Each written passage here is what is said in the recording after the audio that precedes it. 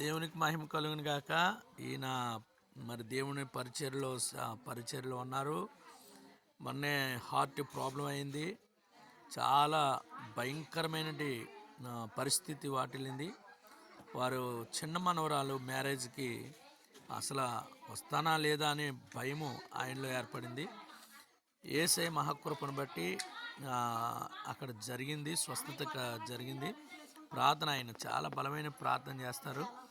చాలామంది సేవకులను పిలిచి నూతన వస్త్రాలు అవి ఇవ్వడం ఆయనకి చాలా అలవాటు.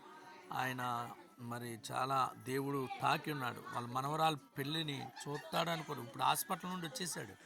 మరి అంతా దేవుడు కృపనిచ్చాడు. వారి మనవరాలు వివాహ కార్యక్రమానికి ఈరోజు పెళ్లి కూతురు చేస్తున్నారు కాబట్టి కార్యక్రమం ఏర్పాటు చేస్తున్నారు. చూసాం. దేవుడు వారిని దీవించును గాక. అమ్మాయి రాబోతుంది. నాన్నగారు క్షేమంగా ఉండాలని మనం అందరం ప్రార్థన చేద్దాం. మరింతగా ప్రార్థన చేసి నాన్నగారి గురించి ఆ వివాహంలో రేపు ప్రధానములో ఎల్లుండి వివాహము మరి పాలకుల నరసాపురం అక్కడ మరలా కలుద్దాం. God bless you.